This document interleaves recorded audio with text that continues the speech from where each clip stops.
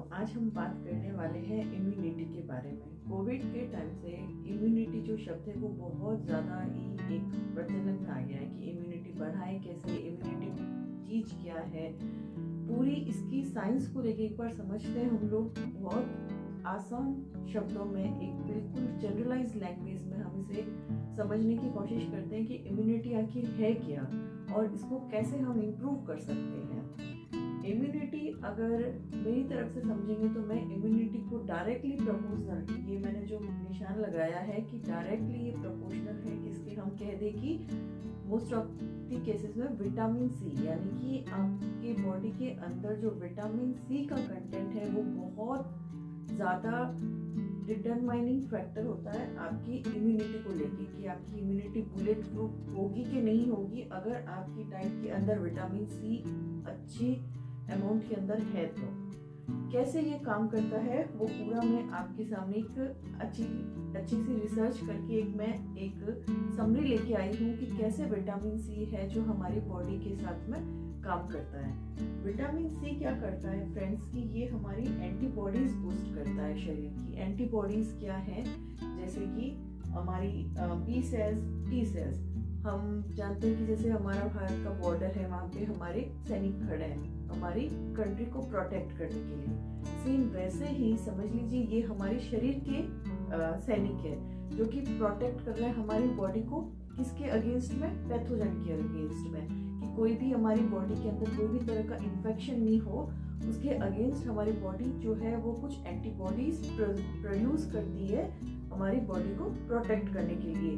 तो ये जो एंटीबॉडीज प्रोड्यूस होती है वो हमारी बॉडी को कहाँ से ये प्रोड्यूस हो रही है कि विटामिन सी। विटामिन सी से क्या हो रहा है, हमारी बॉडी जो है एक तरीके का हार्मोन सिक्रेट करती है जिसको हम कहते हैं इंटरफेरोन हार्मोन। ये इंटरफेरोन हार्मोन जो है वो हमारी बॉडी की जो रोग प्रतिरोधक क्षमता या हमारी बॉडी की एंटीबॉडीज बढ़ाने में एक महत्वपूर्ण इंपोर्टेंट हार्मोन होता है। तो ये सारे काम जो होते हैं वो हमारे विटामिन सी की वजह से होता है। विटामिन सी की अगर कमी हमारे बॉडी के अंदर हो जाए तो हमें बचपन से पता, हमने पढ़ा है कि स्कर्वी रोग हो जाता है। विटामिन सी की कमी से कौन सा रोग होता है? स्कर्वी रोग हो जाता है, जो हमने बचपन से ही पढ़ा है। तो स्कर्वी जो डिजीज है वो कैसे होती है, इसके पीछे की क्या साइंस है कि जब स्कर्वी वैसे देखी जाए तो इसके भी बहुत अलग अलग लेवल्स हैं कि कैसे ये होता है। लेकिन इस ड्यूरेशन में क्या होता है कि बॉडी जो हमारी होती है डब्ल्यूबीसी होती है व्हाइट ब्लड कॉर्पुसल्स, यानी कि सफेद रक्त कोशिकाएं होती है। दो तरीके की होती है, एक तो रेड ब्लड कॉर्पुसल्स होती है और एक व्हाइट ब्लड कॉर्पुसल्स होती है।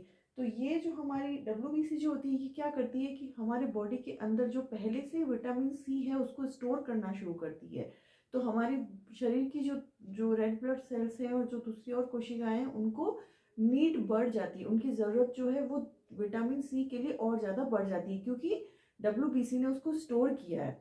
स्टोर क्यों किया है कि जो डेफिशिएंसी की वजह से उसको स्टोर करना पड़ा हमारी बॉडी को प्रोटेक्ट करने के लिए। तो बॉडी की जो रिक्वायरमेंट है और ज़रूरत जो है विटामिन सी को लेके वो बढ़ जाती है। तो फिर जब इन्फेक्शन और जब होता है हमारे शरीर के अंदर, तब हमारे शरीर को और ज़्यादा विटामिन सी की ज़रूरत होती है। क्यों ज़रूरत होती है? इन सब चीज़ों को प्रोड्यूस करने के लिए। और दूसरा क्या होता है कि जैसे हमने बहुत टाइम तक अगर विटामिन सी अगर नहीं लिया है, तो जैसे ये बॉडी के अंदर ज़्यादा दिन तक नहीं रहता है, तो इसको हमको हमारी रेगुलर डाइट में इन्वॉल्व करना होता है। ये मतलब ऐसा नहीं है कि आपकी बॉडी के अंदर बहुत टाइम तक स्टोर हुआ है, तो हमको इसको रेगुलर अपनी डाइट में इन्वॉल्व करना चाहिए।